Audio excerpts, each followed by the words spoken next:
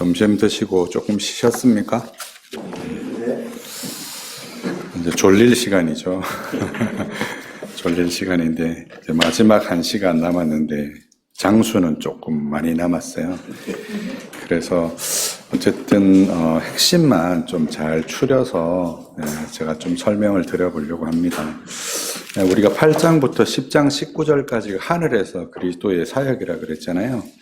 근데 이제 9장에 보시게 되면 이제 9장 11절 보시면 장래에 좋은 일의 대제사장으로 오사 손으로 짓지 아니한 것 곧 이 창조에 속하지 아니한 더 크고 온전한 장막으로 말미암아 12절에 오직 자기의 피로 영원한 속죄를 이루사 단번에 성소에 들어가셨다. 그러니까 이제 구약 성경에서 이제 염소나 황소나 어린 양의 피로 계속해서 드렸던 것들이 사실은 그 뭘 보여준다는 거예요? 하늘에서의 그 제사를 보여준다는 거예요. 그리고 그리스도의 피로 단번에 성소로 들어가셨다는 것을 말하고 13절에 보니까 그 염소와 황소의 피 및 암송아의 죄로 부정한 자에게 뿌려 육체를 정결하게 하거든. 이 땅에서 그렇게 한다는 거죠. 하물며 영원하신 성령으로 말미암아 흠없는 자기를 하나님께 드린 그리스도의 피가 어찌 너희 죽을 양심을 죽을 행실에서 깨끗하게 하고 살아계신 하나님을 섬기게 하지 못하겠느냐. 우리가 하나님을 섬기게 되고 하나님을 예배하게 되는 것의 근본적인 본질이 바로 성령으로 말미암아 그리스도의 흘리신 피가 우리 양심을 깨끗하게 하는 그 일에 의해서 이루어진다는 내용을 지금 얘기하고 있고 15절에도 그가 바로 새 언약의 중보시다. 그리고 그 중보를 통해서 죄를 속량하고 죽으셨고 부르심을 입은 자로 하여금 영원한 기업의 약속, 우리가 하나님의 나라를 상속하는 기업의 약속을 우리로 받게 하셨다. 그 다음에 나오는 이제 16절로부터 유언에 관한 내용이 나오는데 결국은 언약을 얘기하는 거예요. 첫 언약도 18절에 피 없이 세운 것이 아니다. 그리고 20절에 보니까 이는 하나님이 너희에게 명하신 언약의 피다. 그리고 그게 장막과 섬기는 모든 것에 뿌려졌고 여러분 잘 아시는 22절에 피 흘림이 없은즉 사함도 없다. 이제 이게 지상에서 이제 제사들이 이렇게 이루어진다는 거죠. 그러므로 23절에 하늘에 있는 것들의 모형은 이런 것들로서 정결케 할 필요가 있었으나 땅에서는 이제 이런 것들로 이제 정결하게 해야 될 필요가 있지만 하늘에 있는 그것들은 이런 것들보다 더 좋은 제물로 할지니라. 염소의 피나 황소의 피가 아니라 더 좋은 제물로 할 것이고 24절에 그리스도께서 참것의 그림자인 손으로 만든 성소에 들어가지 아니하시고 바로 그 하늘에 들어가사. 그죠? 네, 하늘에 들어가셨어요. 이제 지금 하늘과 땅이 계속해서 대비되고 8장 1절로부터 10장 19절까지는 하늘에서 이루어지는 그리스도의 피로 이루어지는 제사에 대해서 계속해서 이제 얘기하고 있고 이제 우리를 위하여 하나님 앞에 나타나시게 되었다라고 얘기하고 26절 하반절에 이제 자기를 단번에 제물로 드려 죄를 없이 하시려고 세상 끝에 나타나셨다. 이 세상 끝이라는 표현도 이제 여러분이 기억하셔야 되는데, 우리가 1장 1절, 2절, 3절에서 이 모든 날 마지막이라 그랬잖아요. 이 모든 날 마지막. 그러니까 지금 예수님이 초림하신 순간부터 시작해서 그리스도께서 두 번째 나타나실 때까지를 신약 성경은 뭐라고 얘기하냐면 종말이라고 얘기합니다. 종말. 그러니까 이제 여러분은 이제 종말의 때를 사는 거예요. 이거를 이제 흔히 종말론적인 신앙이라고 하죠. 되게 긴급하고 급박하게 주님이 언제 다시 오셔도 하나도 이상하지 않은 거예요. 내일 당장, 오늘 우리가 이 예비를 드리는 이 순간에 당장 오셔도 하나도 이상하지 않은 거죠. 이런 이제 파루시아의 신앙, 주님이 다시 오실 것을 믿는 재림의 신앙이 이제 바울과 신약교회 공동체에 있던 신앙이에요. 그들이 이제 세상을 변화시키는, 세상이 감당하지 못하는 그런 신앙을 가질 수 있었던 것이 바로 이런 신앙에 근거해서 그런 신앙을 가질 수가 있었던 것이죠. 그리고 이 세상 끝에 나타나고 결국 27절에서 말하는 것처럼 심판이 있을 것이다. 그리고 그 심판을 위해서 28절에서 말하는 것처럼 자기를 바라는 자들에게 두 번째 나타나실 것이다. 이게 그리스도께서 하늘에서 하신 사역을 이제 설명하는 것이죠. 10장에 보면 율법은 장차 올 좋은 일의 그림자일 뿐이요 참 형상이 아니므로 해마다 드리는 제사로는 나아오는 자들을 온전하게 할 수 없다. 언제나 온전하게 할 수 없다. 그래서 온전하게 되는 것은 무엇으로만 온전하게 되냐? 그리스도께서 영단번에 흘리신 그것으로만 온전하게 된다. 2절에 보니까 그렇지 아니하면 섬기는 자들이 단번에 정결하게 돼서 다시 죄를 깨닫는 일이 없을 테고 제사를 드리는 일이 그쳤을 텐데 근데 그렇지 않다는 거죠. 지금도 계속해서 제사를 드리고 있고 이제 이런 상황에 놓여 있다는 거죠. 아마 이제 히브리서를 기록할 때도 예루살렘에서 성전 제사가 여전히 있었던 것 같아요. 예루살렘이 멸망하기 전에 아마 이 서신이 기록되었던 것 같습니다. 그러나 이런 제사들은 해마다 죄를 기억하게 하는 것이 있다. 제사를 드리는 목적이 뭐냐면 죄를 기억하게 한다는 거죠. 그래서 여러분 레위기를 보면 이런 표현이 반복해서 등장합니다. 너희가 뭘 하다가 죄를 깨닫거든 뭐 염소를 드리고 죄를 깨닫거든 황소를 드리고 죄를 깨닫거든 어린 양을 드리고 죄를 깨닫거든 집비둘기나 산비둘기를 잡아서 드리고 죄를 깨닫거든 뭐 소제물로 하나님 앞에 이렇게 드리고 저렇게 드리고 제사로 나아온다는 것은 죄를 깨닫는다는 거예요. 이게 이제 우리가 믿는 복음의 구조라고 말씀드렸죠. 율법이 주어져서 그 율법으로 우리가 죄를 깨닫고 죄를 깨달아서 어디로 인도함을 받아요? 그리스도께로 인도함을 받고 그리스도가 무슨 역할을 하는 거예요? 성전과 같은 역할을 하고 지상에서 이제 성전과 같은 역할을 하는 것으로 계시된 것이 신실하고 자비로운 대제사장으로 우리가 그분의 신실하심을 믿어서 약속의 말씀을 온전히 신뢰하고 우리에게 자비로운 대제사장인 것을 온전히 믿어서 우리를 동정하시는 분인 것을 알아서 그 은혜의 보좌 앞에 담대히 나아가고 그러한 결과 우리가 성령의 이끌림을 받아서 연합해서 하늘에서 지금 8장 1절로부터 10장 19절까지 이런 제사로 나아가서 우리를 온전하게 하는 데까지 이른다. 이제 이 설명을 하고 있는 거예요. 이는 황소나 염소의 피가 능히 죄를 없이 하지 못한다. 그러니까 그런 것들이 죄를 없이 하지 못한다는 거예요. 죄를 없이 하는 유일한 방법은 뭐냐? 예수 그리스도의 십자가의 대속 외에 없다. 왜 그럴까요? 사람이 죄를 지었는데 이제 성경에 보면 이제 동해복수법이라는 게 있잖아요. 이는 이로, 눈은 눈으로 갚아야 되는, 생명은 생명으로 갚아야 되는데 죄 있는 생명을 죄 있는 생명으로 대신할 수가 없잖아요. 그죠? 자기 죄로 인해서 죽어야 되는데 자기 죄 때문에 자기 죄로 죽을 것이 다른 사람의 죄를 대신할 수가 없는 거예요. 또 짐승은 또 뭐 짐승대로 생명을 대신할 수가 있는 게 아니죠. 단지 이거는 그림자로 보여주는 거예요. 뭘 그림자로 보여주냐면 죄 없이 오시는 아들을 그림자로 보여주는 것이죠. 근데 죄 없이 오신 아들이 이제 제사를 드렸는데 그게 사람이면 이제 1:1 대응이잖아요. 그죠? 한 사람의 죄를 한 사람이 대신하는 것 정도일 수 있는 거예요.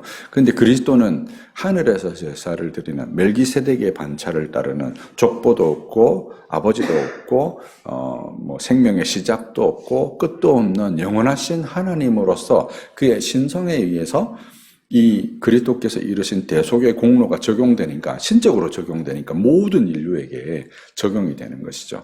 그래서 하나님을 온전히 신뢰하고 믿음을 결부시키는 하나님의 백성들에게 모두 적용되어져서 그들의 죄를 없이 하는 것이죠.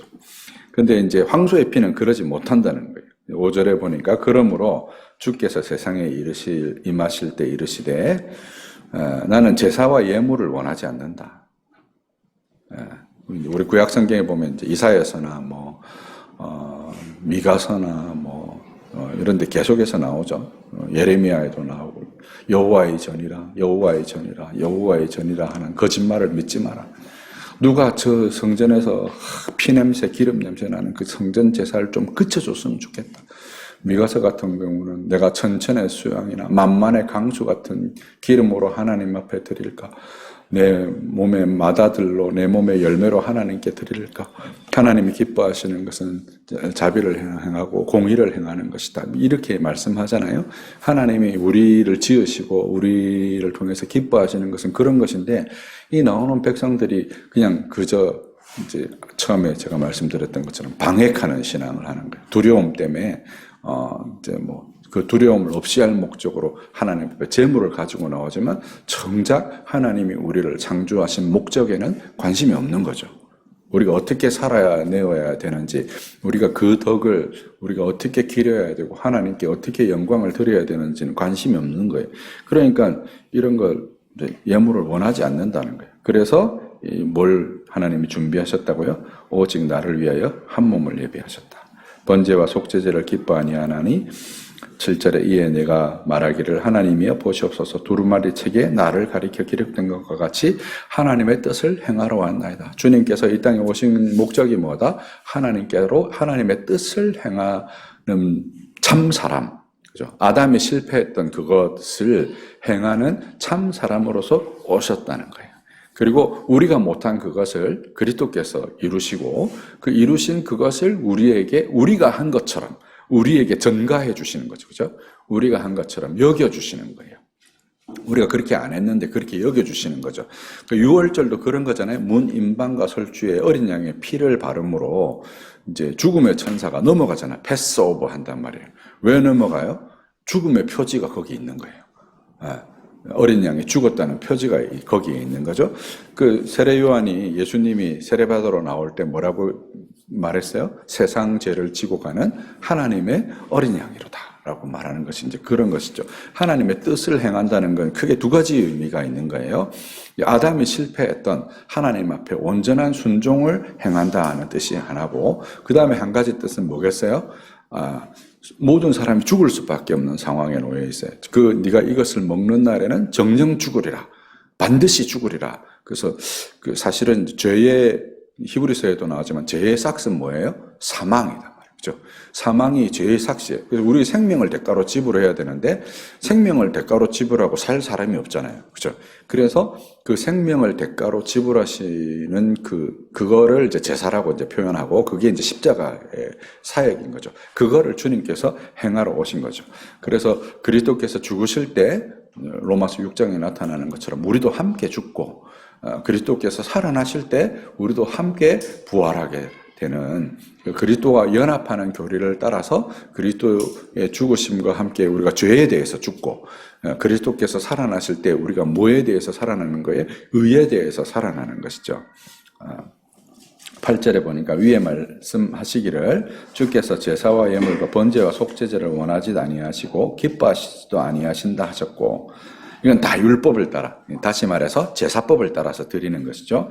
그 위에 말씀하시기를 보시옵소서 내가 하나님의 뜻을 행하러 왔나이다 하셨으니 첫째 것을 폐하심은 둘째 것을 세우려 하심이라. 첫째 것은 뭐예요? 옛 제사법 말하는 것이고, 둘째 것은 뭐예요? 새 언약인데 그리스도께서 이루시는 십자가의 대속과 하늘의 보좌에서 휘장 너머로 참 사람으로 들어가셔서 중보자로서 우리를 대신하셔서 우리가 받아야 될 형벌을 다 치르시고 하나님을 섬기고 하나님을 예배하는 데까지 나아가는 이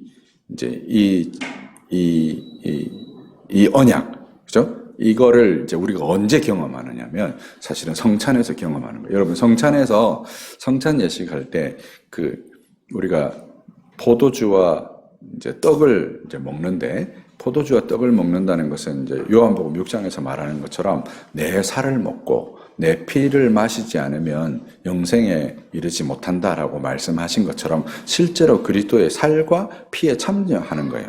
근데 우리가 눈으로 받은 그 떡과 포도주가 그리스도의 살과 피가 아니잖아요.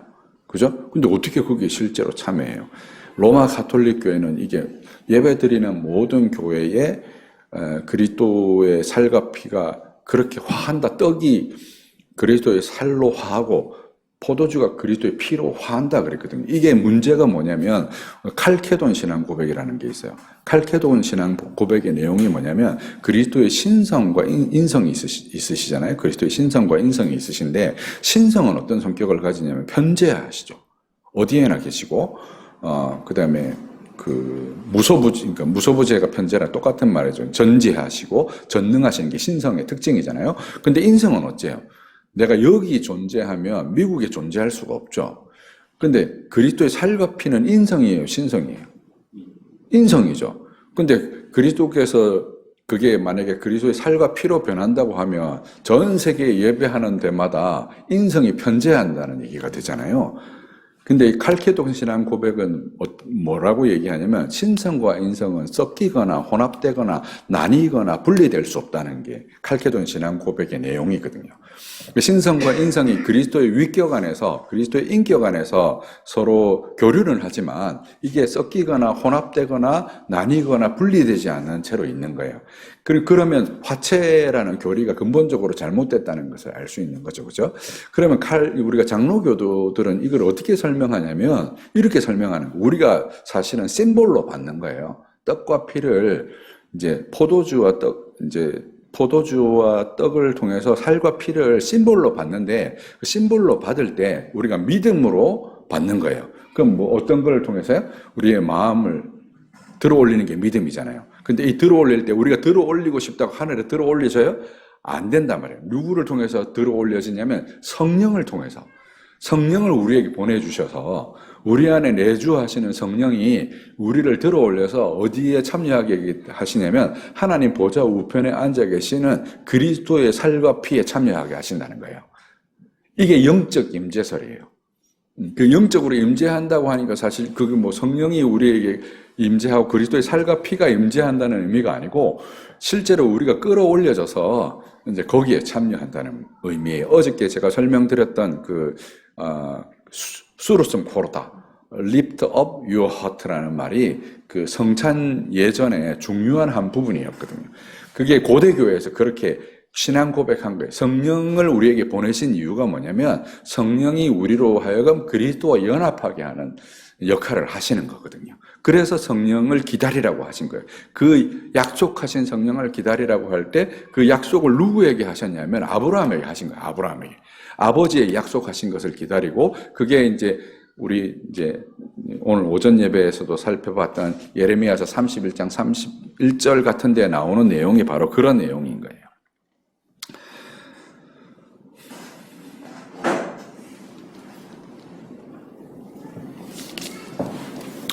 그래서 이제 거기 보시면 하나님 보좌 우편의 이 12절에 오직 그리스도는 죄를 위하여 한 영원한 제사를 드리시고 하나님 보좌 우편에 앉으사 그 후에 자기의 원수들을 자기의 발등상이 되게 하실 때까지 기다리시나니 이제 이 기다리는 때가 종말의 때라고 말씀드렸죠. 14절에 그 거룩하게 된 자들을 한 번의 제사로 영원히 온전하게 하셨느니라. 이제 그 다음에 16절에 나오는 것이 그들의 마음에 두고 그들의 생각에 이 율법을 기록하게 하게 하시겠다. 그게 이제 우리에게 성령을 보내서 이제 그렇게 하시는 거예요. 이게 그리스도께서 하늘에서 하시는 사역이다. 그리고 그 사역을 이제 적용하시는 영이 누구시다? 성령이시다는 거예요.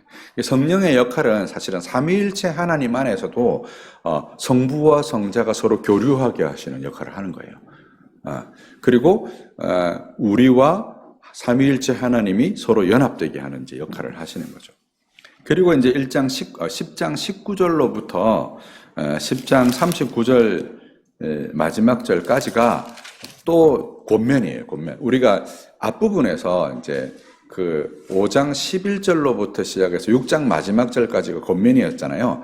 3장 1절로부터 5장 11절이었나 10절이었나 헷갈리네. 어쨌든 거기까지 이제 자비로우시고 신실하신 대제사장을 설명하고 그 다음에 권면을 했던 것처럼 지금 하늘에서의 그리스도의 대제사장의 사역을 설명하고 나서 10장 19절로부터 이제 10장 마지막 절인 39절까지 또 이제 권면을 하는 거예요. 권면. 이 권면에는 약간 협박이 들어있어요. 앞에 이제 그 하늘의 빛을 맛보고 은사를 참여하고 타락한 자는 새롭게 할 수 없나니 하고 같은 그런 이제 약간 겁주는 게 좀 들어있는 게 여기 내용에. 그럼 한번 살펴보겠습니다. 10장 19절에 보니까 그러므로 형제들아 우리가 예수의 피를 힘입어 성소에 들어갈 담력을 얻었다. 이제 우리가 이 사실을 이제 배웠으니까 어떻게 해야 된다는 거예요? 예수를 피를 힘입어서 성소에 들어간다는 거예요.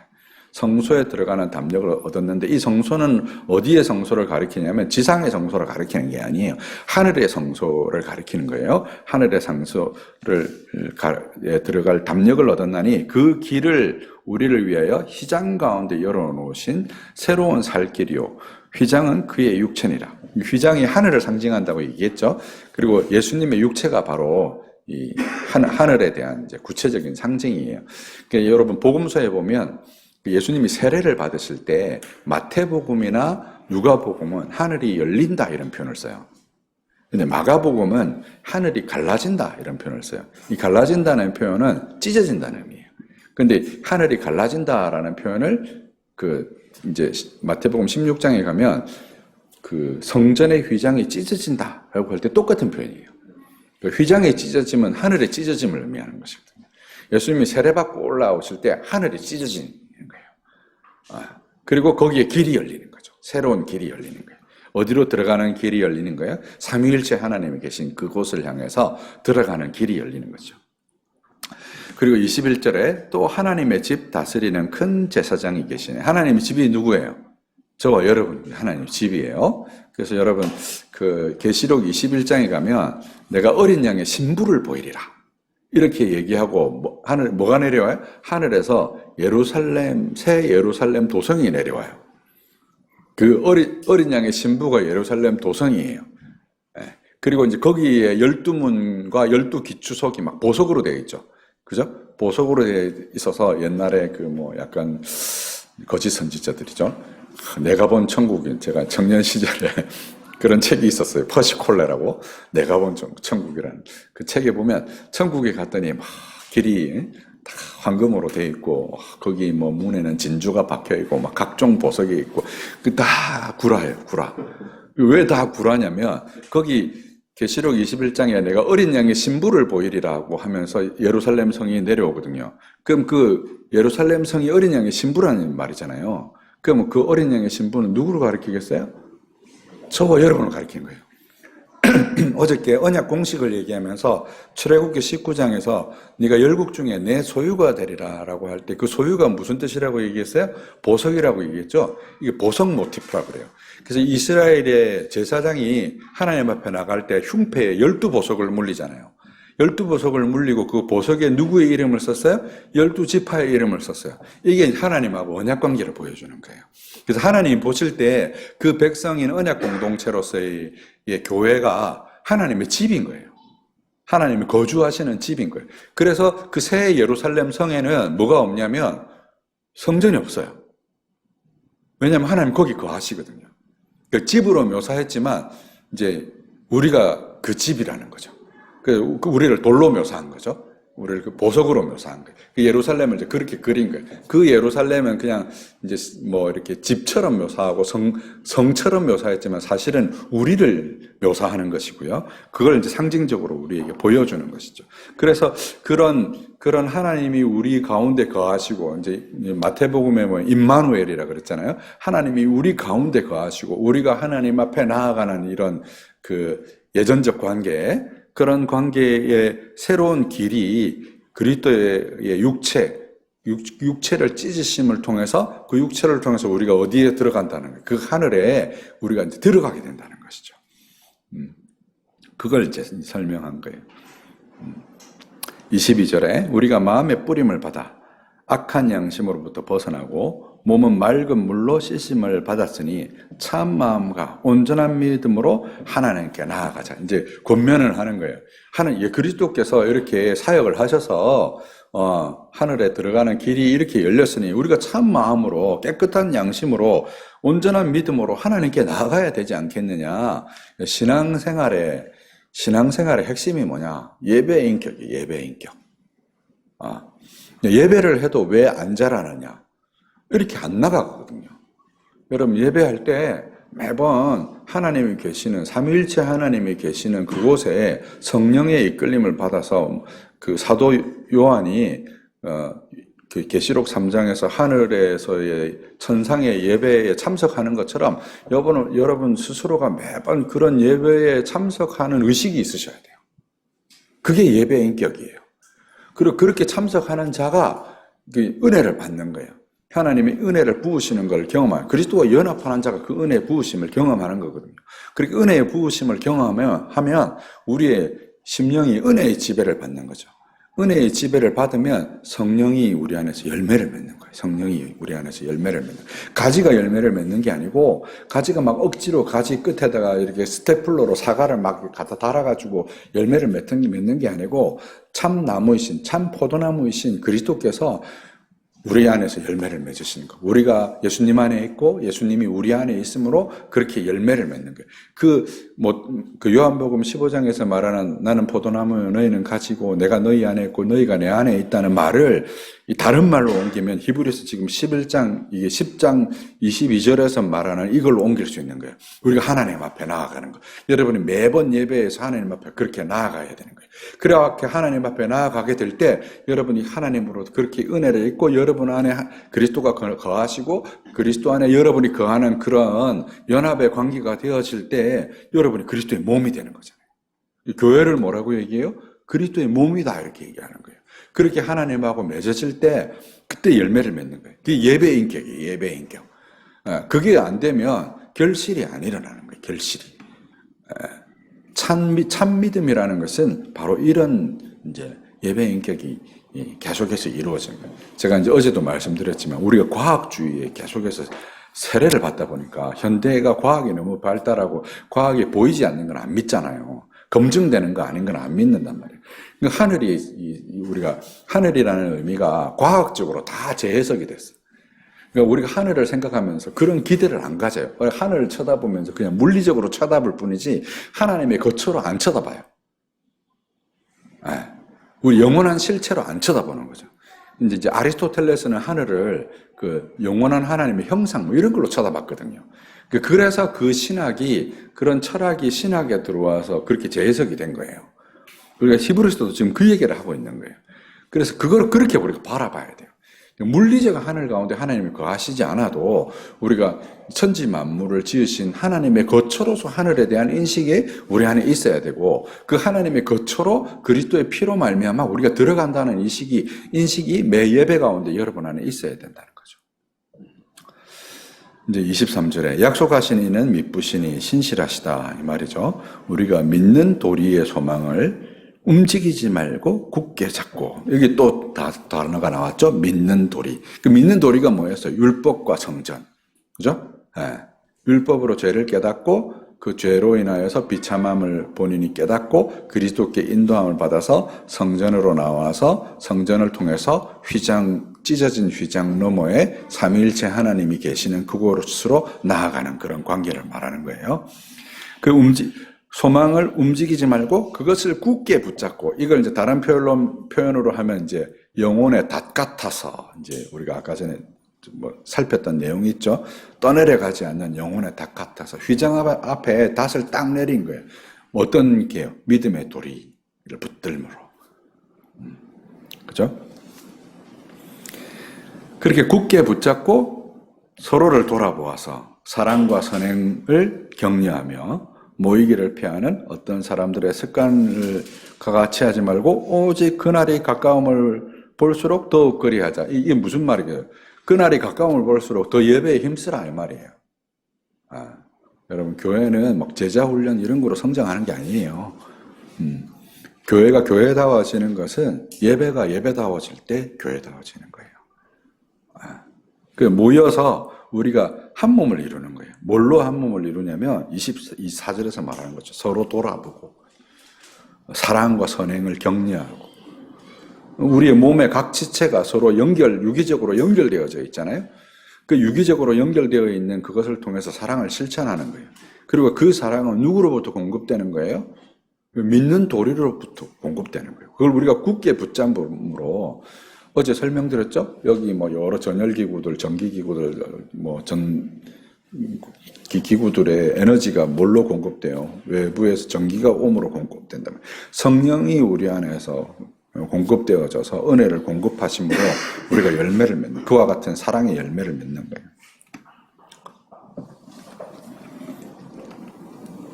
그 다음에 이제 우리가 6장 4절에부터 비춤을 받고 성령의 은사를 맛보고 타락한 자는 다시 새롭게 할 수 없나니 하고 똑같은 말씀이 또 나와요, 여기 좀 더 무섭죠. 26절에 우리가 진리를 아는 지식을 받은 후 짐짓 죄를 범한 즉 다시 속죄하는 제사가 없고, 이 짐짓이라는 말은 고범죄를 가리키는 거예요. 자발적으로. 우리가 연약하니까 이제 넘어질 수 있잖아요. 근데 막 죄의 의도를 가지는 거예요, 내가. 죄의 의도를 가지는 거예요. 근데 저도 이제 어릴 때 그런 게 있었어요. 이제 제가 어릴 때 개역 한글판 성경에 그런 게 있었어요. 성경에 보면 이제 산상수훈에 보면 그런 말씀이 나오잖아요. 여자를 보고 음욕을 품는 자마다 간음함이라. 근데 이제 어떤 생각이 들었냐면 제 마음에 여자가 예쁘다고 생각하면 간음한 거다. 이 생각이 들은 거예요. 얼마나 힘들었겠어요, 제가. 그거 누가 가르쳐 주는 사람이 없더라고요. 근데 이제 젊은 남자가 예쁜 여자 보면 눈이 이렇게 돌아가죠. 이게 무슨 이상한 일이겠어요? 당연한 일인데. 이제 그 성경의 본문은 이렇게 돼 있어요. 사실은 원래 의미는 음욕을 품고 여자를 바라보는 자마다 간음합니다. 약간 뉘앙스가 다르잖아요. 여자를 보고 음욕을 품는 자마다 간음하는 게 아니고, 내가 어떤 그런 이제 모종의 계획을 가지고, 이런 음란한 계획을 가지고 어떤 여성을 바라보는 게, 그게 범죄라는, 그게 여기에서 말하는 짐짓죄를 범하는 것이죠. 그래서 이 욥의 신앙을 설명할 때 욥이 이런 표현을 써요. 내가 내 눈과 언약을 맺었으니 내가 어찌 처녀 딸을 주목하여서 보겠느냐. 자기 눈하고 언약을 맺어서 주목해서 보지 않는 거죠. 그 산상수훈에도 뭐가 나와요? 네 한쪽 눈이 네가 너로 범죄하게 하거든 빼어버리라. 한쪽 눈으로 천국에 들어가는 것이 지옥에 가는 것보다 나으니라. 이제 이렇게 말씀하시죠. 그러니까 짐짓죄를 범한다는 것은 우리가 범하는 이제 고범죄를 말하는 거예요. 근데 이렇게 진리의 지식을 받았어요. 앞에서는 그냥 세례받고 아직 젖이나 먹는 어린아이 같은 신앙이에요.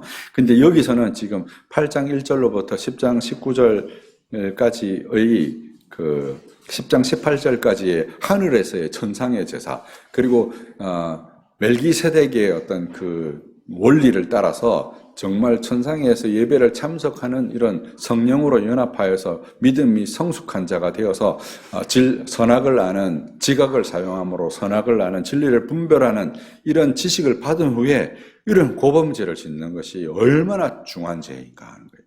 그래서 여러분, 죄도 이게 다 경중에 있어요. 그 대요리 문답에 보면 다 나옵니다. 이게 이제 직분이 높을수록, 이제 높다는 말이 좀 그런데 직분자일수록, 혹은 이제 이렇게 성숙자일수록 죄를 범하면 그 죄가 더 무겁고요. 이제 알고 지은 죄가 모르고 지은 죄보다 더 무겁고요. 그 다음에 이제 십계명과 관계 있는 죄가 십계명하고 관계 없는 죄보다 훨씬 더 무겁고요. 그래서 이제 중세 교회에서는 이렇게 7가지 대죄 이런 거를 막 만들기도 했어요. 사망에 이르는, 죽음에 이르는 치명적인 죄 이런 걸 만들기도 했어요. 그렇게까지 나눌 필요는 없지만 어쨌든 이런 죄는 어떤 결과를 가지고 오냐면 십계명에 해당하고, 그것을 우리가 고의적으로 범하고 그것을 반복하게 될 때 우리의 마음속에 있는 사랑이 식어진다는 거예요. 우리가 앞에서 보았던 것처럼 완고해지는 거예요. 완고해지는 결과가 나아져요. 그래서 교회 안에 막 분쟁이 생기는 것들은 대부분 이렇게 완고해진 상태에 있는 사람들 때문에 분쟁이 생기는 거예요. 그래서 이렇게 그런 지금 말하는 게 그런 다시 속죄하는 제사가 없다. 그러니까 우리가 좀 약간 경계를 해야 되겠죠. 그런데 여기서도 앞부분하고 역시 마찬가지예요. 오직 무서운 마음으로 심판을 기다리는 것과 대적하는 자를 태울 맹렬한 불만이 있으리라. 여러분, 다윗이 하나님 앞에 용서를 받습니까? 못 받습니까? 용서를 받았잖아요. 그죠? 근데 용서를 받았는데 다윗이 이 밧세바 사건 위에 무슨 일을 겪어요? 자기 아들이 막 반란을 일으키고, 그죠? 아들이 백주대나래 그 첩이지만 어쨌든 어머니하고 막 이렇게 간음을 행하고, 그죠? 쫓겨다니고, 그죠? 뭐 이렇게 백성들이 막 다 이렇게 전염병에 걸려서 죽고, 그렇게 하나님이 징계하시는 거예요, 징계. 두려워하셔야 돼요. 굉장히 두려워하셔야 되는 거죠. 무서운 마음으로 심판을 기다리는 것과 대적하는 자를 태울 맹렬한 불이 이렇게 짐짓 죄를 범한 자에게 있다는 거예요. 모세의 법을 폐한 자도 두세 증인으로 말미암아 불쌍히 여김을 받지 못하고 죽었거든. 하물며 하나님의 아들을 짓밟고 자기를 거룩하게 한 언약의 피를 부정한 것으로 여기고 은혜의 성령을 욕되게 하는 자는 당연히 받을 형벌이 얼마나 더 무겁겠느냐 너희는 생각하라. 근데 이제 여기서 이제 우리가 한 가지 생각해야 되는 거 있죠. 우리가 이제 앞부분에서 그 신실한 자 얘기하면서 무슨 얘기를 했어요? 하나님께서는 사실은 광야에서 여전히 들어갈 안식이 남아 있는데 그렇게 신실한 약속을 하나님이 거두시지 않았는데 어떻게 함으로요? 이 백성들이 믿음을 갖지 않고 오히려 완고한 태도를 가짐으로 안식에 들어가지 못했다는 걸 우리가 배웠잖아요. 그 여기도 똑같이 적용할 수 있고 이 본문은 지금 봐보세요. 29절은 아들을 짓밟고 자기를 거룩하게 한 언약의 피를 부정한 것으로 여기고 고분별죄를 지었는데 이렇게 고분별죄를 짓는 건 아니잖아요. 그죠? 아들을 짓밟는다든지 거룩한 언약을 부정한 것으로 여긴다든지는 아니잖아요. 그죠? 그래서 그렇게까지 나아가서는 안 된다는 얘기를 하고 있는 거예요. 은혜의 성령을 욕되게 하는 자들이 당연히 당할 형벌이 얼마나 무겁겠느냐. 30절에 원수 갚는 것이 내게 있으니 내가 다 갚으리라 하시고 이런 일이 있으면 하나님 갚으신다는 거예요. 또다시 주께서 그의 백성을 심판하리라 말씀하시는 것을 우리가 아노니 살아계신 하나님의 손에 빠져들어가는 것이 무섭다. 32절에 전날에 너희가 빛을 받은 후에 고난의 큰 싸움을 견뎌낸 것을 생각해라. 이 빛을 받는 게 뭐라고 얘기했어요? 세례 받는 것에 얘기했죠. 그 후에 고난을 우리가 받아서 거기서 그것을 견뎌낸 것을 생각하라. 그래서 이제 참고 견디라는 거죠. 이렇게 혹시 뭐 짐짓 내가 하나님 앞에 고범죄를 져서 하나님이 우리를 이렇게 징계하시는 일이 있을 수가 있잖아요. 그런 때는 뭐 이게 핑계 대거나 하지 말고 하나님 앞에 그걸 참고 견디라는 거예요. 혹은 비방과 환란으로서 사람의 구경거리가 되고 혹은 이런 형편에 있는 자들과 사귀는 자가 되었으니 너희는 갇힌 자들을 동정하고 너희의 소유를 빼앗기는 것도 기쁘게 당한 것은 더 낫고 영구한 소유가 있는 줄을 우리가 안다. 천국에서 우리가 그것을 상속하게 될 것을 아니까 그걸 잘 참고 견디라 하는 거예요. 그러므로 너희 담대함을 버리지 말라. 이 큰 상을 얻게 하느니라. 우리가 그런 일이 있더라도 하나님의 신실하심을 우리가 온전히 믿고 하나님 앞에 그렇게 나아가야 된다는 것을 얘기하는 것이죠. 36절에 너희에게 인내가 필요하면 너희가 하나님의 뜻을 행한 후에 약속하신 것을 받기 위함이라. 회개하면 하나님이 용서하십니다. 그죠? 우리가 70번씩 7번 용서를 구하면 하나님 용서하신다고 하셨잖아요. 그것을 우리가 믿고 이런 환난 중에도 인내함으로 약속을 기다리는 것이죠. 잠깐 후에 오실 이가 오시리니 지체하지 않으실 것이다. 나의 의는 믿음으로 살리라. 뒤로 물러가면 내 마음이 그를 기뻐하지 아니하리라 하셨으니 우리는 뒤로 물러가 멸망할 자가 아니요 영혼의 구원함을 이룰 믿음을 가진 자라. 그러니까 이제 나아가야 된다 그랬죠. 좀 흘러 떠내려가는 것이 아니라 영혼의 닻을 거기에 내리고 휘장 그리스도의 육체를 넘어서 삼위일체 하나님이 계신 그곳까지 우리가 점점 나아가야 되는데 우리가 뭐 짐짓 죄를 범하는 일도 생기잖아요. 몰라서 죄를 범하는 일도 생기고 근데 그런 일이 생기는데 가능한 한 그런 일을 안 만들어야 되지만 우리가 은혜의 지배를 받지 않고 육체의 지배를 받으면 그런 일이 생길 수도 있어요. 그죠? 근데 그런 일이 생겼다고 뒤로 물러가서 멸망하는 자로 스스로를 여겨서 그렇게 하면 안 된다 이 말이에요. 이 말. 그죠? 그리고 영혼을 구원할 믿음을 가진 자. 우리가 그렇게 부르심을 받았단 말이에요. 하나님이 우리가 이렇게 한다고 해서 생각을 이렇게 바꾸고 우리가 저렇게 한다고 해서 하나님이 생각을 저렇게 바꾸시는 분이 아니시단 말이에요. 하나님은 신실하시단 말이에요. 사랑과 같지 않으셔서 우리가 우리의 영혼을 구원하실 그분 앞에서 우리가 멸망을 당할 만큼 큰 죄를 범하였더라도 하나님은 그렇게 믿고 의지함으로 나오는 것이 믿음이다 이 말이에요. 예수님의 이제 말씀 중에 그런 게 있었잖아요. 수로보니게 여인, 가나안 여인이 나와서 자꾸 자기 자식을 위해서 간구해요. 간구하니까 저 여자가 저렇게 제자들이 그러죠. 저 여자가 저렇게 막 시끄럽게 굽니다. 예수님 뭐라고 말씀하셨어요? 자식들의 상에서 떡을 취하여서 개들에게 던지는 것이 마땅하지 않다. 구원받는 백성이 아니었던 것 같아요. 그죠? 근데 그 말을 듣고 이 수로보니게 여인이 뭐라고 대답해요? 주여 올소이다마는 개들도 주인의 상에서 떨어지는 부스러기를 먹습니다. 예수님이 감동하셨어. 내가 이렇게 큰 믿음 본 적이 없다. 내 뜻대로 되리라. 네 믿음대로 되리라. 아니 하나님의 언약의 백성도 아닌데 내 믿음대로 되라고 그 자녀가 구원을 얻었잖아요. 하물며 하나님이 당신의 자녀 하나밖에 없는 독생자를 희생하여서 구원한 당신의 자녀가 혹은 그런 인생을 살다가 짐짓 한번 죄를 지었다고 그 짐짓 한번 죄 진 것 때문에 고범죄 한번 지은 것 때문에 너 버렸어. 난 지옥의 자식이야. 너 다시 안 봐. 이러시겠냐 말이에요. 그렇지 않겠죠. 그죠? 그렇게 하나님이 우리를 징계하시더라도 우리는 어떤 믿음을 가져야 된다는 거예요? 뒤로 물러가서 나는 멸망의 자식인가 봐. 제가 웃긴 얘기 하나 해드리면 우리 아들이 한 4살 때쯤에 그러더라고. 뭐가 잘 안 돼서 자기 뜻대로. 나는 운이 없는가 봐. 4살밖에 안 된 게. 그렇게 하더라고. 얼마나 웃었는지 몰라요.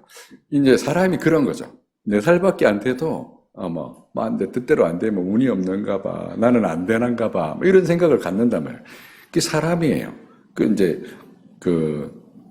출애굽했던 그 백성들도 그런 생각을 가졌어. 하나님이 언약을 저버리신 게 아니에요. 그들이 구원 못 받은 게 아니에요. 거기 광야에서 죽었다고 구원 못 받은 게 아니에요. 하나님은 여전히 그런 징벌을 하시는 중에도 하나님께서 약속하신 가나안에 대한 약속을 주시기로 하셨던 거예요. 거기에 이 사람들이 뭘 안 했을 뿐이에요. 믿음을 결부시키지 않은 거잖아요. 똑같은 거예요. 그 원리가 똑같은 거예요. 그래서 믿음을 결부시켜서 여러분이 막 야단을 맞아도 어떤 상태에 들어가야 된다는 거예요. 온전한 믿음으로 부모님 품에 파고드는 아기처럼 하나님 품에 파고들어야 되는 것이죠. 그것이 오직 영혼을 구원함에 이르는 믿음을 가진 자의 모습인 거예요. 이렇게 이제 교훈하는 것입니다. 이 교훈을 왜 하겠어요? 이게 진짓죄를 범하거나 도의 초보에 있을 때 막 타락하거나 이러는 것들을 경계하는 것이죠. 경계. 앞에서도 사랑하는 자들아 이렇게 위로했잖아요. 근데 여기서 이제 사랑하는 자들아 이제 위로는 안 해요. 그렇지만 너희에게 담대함을 버리지 마라. 하나님의 약속을 주장해라. 너희가 서로 인생에서 그런 순간이 와도 다윗과 같이 그렇게 하나님 앞에 범죄하는 순간이 와도 하나님 앞에 담대함을 주장해라. 그리고 뒤로 물러가서 멸망하는 자가 되지 마라. 하나님의 약속을 온전히 붙들고 구원하는 믿음을 가진 자가 되라. 이 얘기를 하는 거예요. 그리고 이제 11장에 들어오면 이제 믿음장이에요. 여러분 잘 아시는 장이죠. 11, 12, 13장이 이제 뭐라고 제가 전체 구조에서 설명드렸어요. 믿음과 소망과 사랑을 설명드렸어요. 하나님 앞에 그렇게 믿음으로 나아가면 하나님이 우리에게 덕을 선물로 주세요. 이거를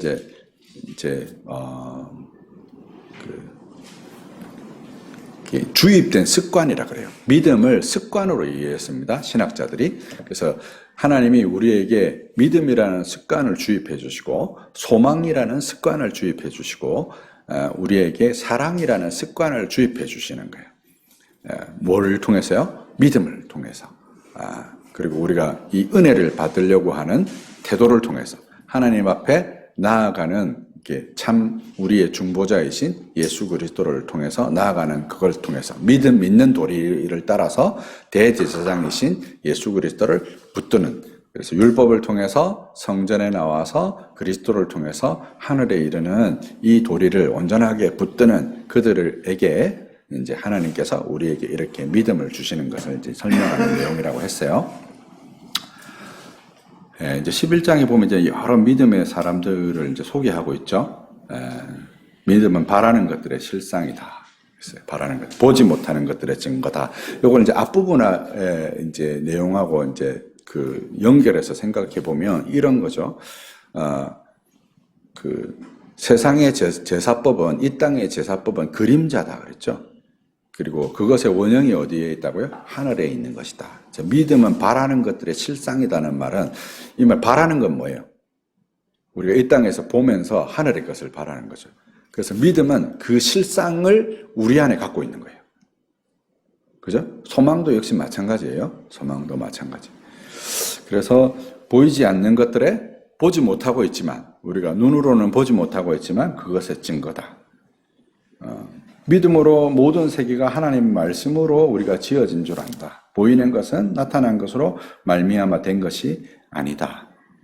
근데 여기 이제 4절부터 이제 여러 믿음의 위인들이 나오는데 4절, 5절에 아벨과 에녹을 얘기하는데요. 이 아벨과 에녹을 이야기하는 목적은 이제 여러 이제 믿음의 선진들이 있을 때 맨 앞에 이 두 가지를 제시한 것은 제 생각에 그래요. 아벨이 이제 죽잖아요. 뒤에 보면 이제 아벨의 뿌린 피라는 표현도 나오는데 아벨은 이제 그리스도의 십자가의 죽음을 표현하는 것 같고요. 에녹은 죽음을 보지 않고 승천하는 자로 묘사되었어요. 그래서 그리스도의 승기를 묘사하는 것으로 보여요. 그래서 이 두 믿음의 선진들을 통해서 그리스도의 십자가의 죽음과 부활을 묘사하는 것으로 볼 수 있습니다. 하나님을 기쁘시게 하는 자라는 증거를 받았다. 에녹이 이제 그런 증거를 받았어요. 6절에 이제 믿음의 정의가 나오죠. 믿음이 없이는 하나님을 기쁘시게 하지 못한다. 하나님께 나오는 자는 믿음이 있어야 돼요. 그죠? 그 믿음이 뭐냐면 하나님께 나아가는 자는, 여기 또 나아간다는 표현이 나왔어요. 우리가 여러 가지 뭐 환난을 당하고 어려움을 당해도 하나님 앞에 나아가야 되는 거죠. 나아가는 자는 그가 계신 것과 자기를 찾는 자들에게 상 주시는 이심을 믿어야 된다는 거예요. 그러니까 하나님이 우리 막 벌 주고 무섭게 굴고 막 하나님이 막 우리를 억압하고 막 이러는 하나님이라고 생각하는 것이 아니라 하나님 어떻게 믿어야 된다는 거예요? 하나님을 계신 것과 그를 찾는 자에게 상 주시는 이심으로 믿어야 된다는 거예요. 여러분 성경을 읽을 때 이제 우리가 구약 성경 같은 걸 읽을 때 어떤 생각이 들어요? 하나님 막 무서운 분인 것 같잖아요. 그죠? 저도 처음에 읽을 때 막 그랬어요. 근데 이제 어느 정도 이제 제가 이제 신앙이 성숙하고 성장하고 나서 성경을 읽어서 이제 구약 성경을 보면 하나님 같이 자비로우신 분이 없는 거예요. 그렇게 수없이 배도하고 뭐 원망하고 막 넘어지고 하는데 또 용서하고 또 용서하고 또 용서하고 또 불러주고 또 불러주고 그걸 막 수도 없이 반복하더라고요. 하나님 참 자비로우신 분이시구나 하는 것을 성경을 통해서 우리가 이제 배우게 되는 거죠. 그래서 하나님은 우리가 그렇게 알 수 있어야 된다는 거죠. 하나님 그렇게 알 수 있어야 되는 거예요. 그러려면 이제 성경을 잘 익혀야 되는 것이죠. 7절에 보니까 노아는 보이지 않는 일에 경고하심을 받아, 여기서도 이제 역시 같은 얘기를 하는 거죠. 의의 상속자가 되었다. 그죠? 상 주시는 이심을 바라본 것이죠. 아브라함 역시 보이지 않는 중에 갈 바를 알지 못하고 나아갔고, 이삭과 야곱도 9절에 장막에 거하였으나 10절에 이는 하나님이 계획하시고 지으실 터가 있는 성을 바랐습니다. 그 장막에 거하였지만 뭘 바라본 거예요? 성을 바라본 거예요. 보이지 않는 것들의 실상이요 상 주시는 이심을 바라본 거죠. 그죠? 사라도 잉태할 수 없는 상태에 있었지만 약속하시는 일을 몇분 줄, 그분이 신실한 줄 알았다는 거죠. 그분이 신실함을 알았어요. 자기가 이제 이렇게 생리도 끊어지고, 그럼 내한테 무슨 기쁨이 있겠느냐 하고 막 웃기는 했지만, 하나님이 말씀하실 때 내가 웃지 아니하였다. 이렇게 얘기하잖아요. 그 이제 거기 속에 하나님이 지금 뭘 보셨냐면, 그가 하나님이 미쁘신 것에 대한 믿음이 있다는 것을 하나님 보셨다는 거죠. 지금 이렇게 이제 히브리서 저자가 증언하고 있는 거예요. 이러므로 죽은 자와 같이 12절에 죽은 자와 같은 한 사람으로 말미암아 하늘의 허다한 별과 해변의 무수한 모래와 같은 많은 후손이 생육하였다. 그 믿음 하나로 이런 일이 벌어졌다. 이 사람들은 다 믿음을 따라 죽었으며 약속을 받지 못하였으되 그것을 멀리서 바라보고 환영하며 또 땅에서는 외국인과 나그네임을 증언하였나니 14절에 자기 본향을 찾는 자임을 나타내는 것이다.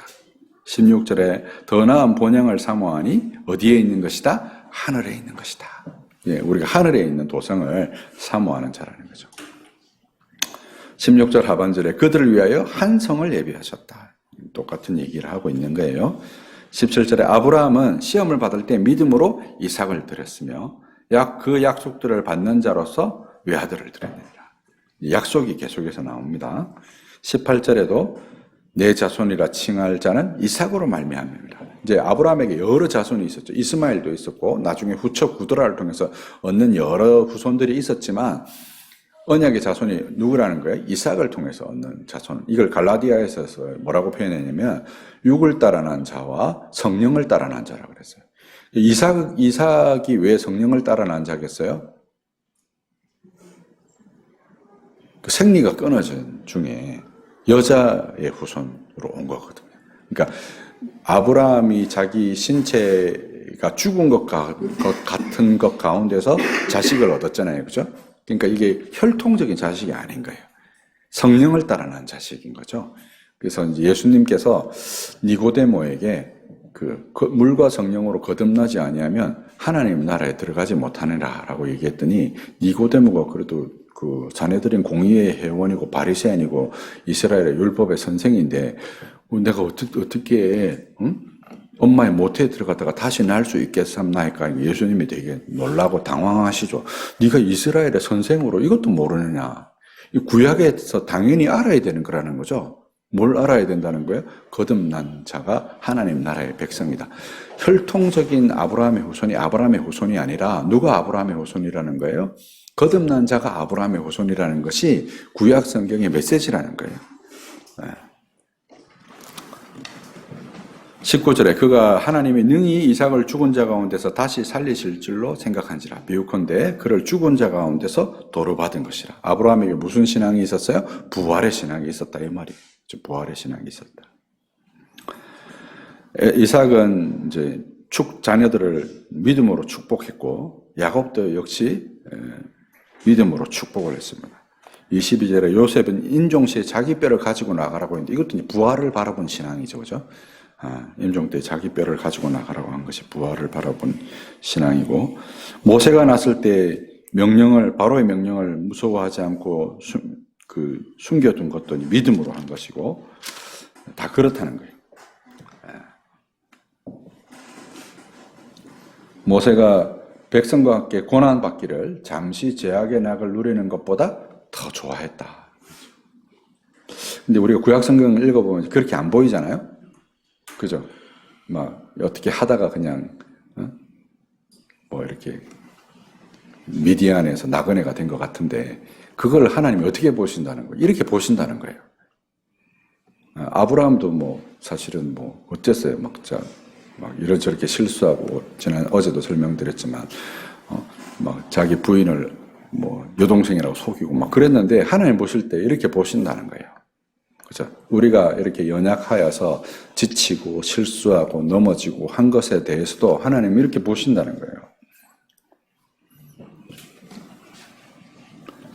30절에 믿음으로 7일 동안 여리고를 도니 성이 무너졌고 믿음으로 기생 라합이 정탐꾼을 숨겨주고 그죠? 이걸 다 말하려면 시간이 부족하다.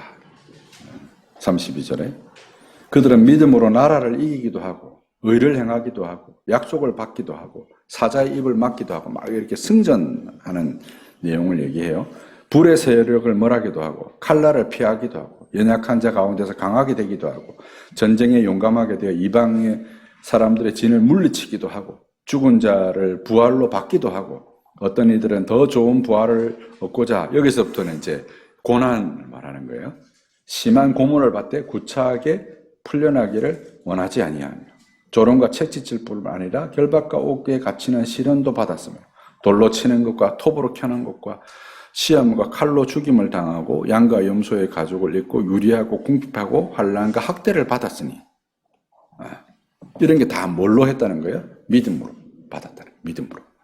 그래서 승리하는 자만 믿음으로 승리하는 게 아니라 뭐 다니엘만 믿음으로 승리하는 것이 아니라 이렇게 톱으로 켬을 당하고 뭐 이사야 같은 사람은 그렇게 죽었잖아요. 그죠? 선지자 같은 그렇게 죽고 막 이런 일을 당하는 것도 다 믿음으로 했다는 거죠. 그죠? 그리고 이제 38절에 이런 사람은 세상이 감당하지 못한다. 그들은 광야와 산과 동굴과 토굴에서 유리하면서 자기 믿음을 견고하게 지켰다 하는 거죠. 이 사람들의 39절에 다 믿음으로 말미암아 증거를 받았으나 약속된 것을 받지 못하였으니 이 약속된 것이 뭘 가리키냐면요. 성령을 가리킵니다. 성령을. 우리가 사도행전에 보면 예수님께서 승천하시기 전에 아버지의 약속하신 것을 기다리라 그러잖아요. 그리고 이제 승천하시면서 이제 성령이 오실 것을 기다리라고 얘기하고 그 성령이 이제 오시는 것이 바로 그 신약 성경에 보면 성령을 이 약속의 보증이라고 얘기해요. 이제 그리스도께서 우리를 구원하실 것을 보증하시는데 뭘로 보증하시냐면 성령을 보내서 보증하시는 거예요. 그래서 참 신자는 뭘 경험하는 사람이냐면 성령의 내주를 경험하는 사람이에요. 성령의 내주를. 성령이 우리 안에서 역사하시는 것에 대한 분명하고 확실한 경험이 있어야 돼요.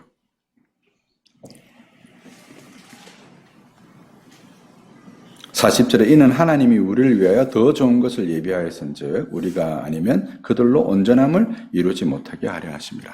그러니까 신약의 성도들이 이 구약의 성도들보다 더 온전한 것을 얻었다는 거예요. 뭘 얻었다는 거예요? 성령의 내주. 성령이 함께하는 거예요. 사실 이 성령이 언제 떠나시냐면요. 노아의 홍수 때 떠나요. 6장 3절에 보면 창세기 하나님이여 신이 다시는 사람과 거주하지 않겠다고 떠나거든요. 그렇게 떠나시고 창세기 12장에서 아브라함을 부르셔서 이 약속을 하신 거예요. 다시 내가 너희 중에 거하겠다는 약속을 아브라함에게 하신 거예요. 아브라함에게. 그것과 관련된 자세한 내용은 칼뱅의 서재에 히브리서 강해를 보시면 자세한 내용이 나와 있습니다. 지금은 이제 다 제가 설명할 수가 없어서 핵심적인 주제만 제가 말씀드리고 있습니다.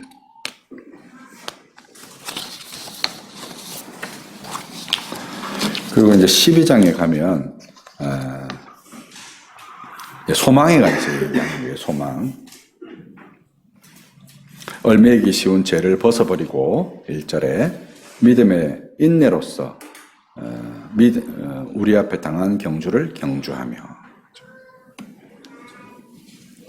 3절에 보니까 피곤하고 낙심치 않기 위해서 죄인들을 이같이 자기에게 거역하신 일을 참으신 일을 생각해라. 지금 인내에 대해서 계속해서 이야기하죠. 그죠? 어제도 말씀드렸지만 소망이 뭘 하게 한다고요? 우리로 인내하게 합니다. 인내하게. 결승점이 눈앞에 보이는데 막 포기하는 사람이 누가 있어요?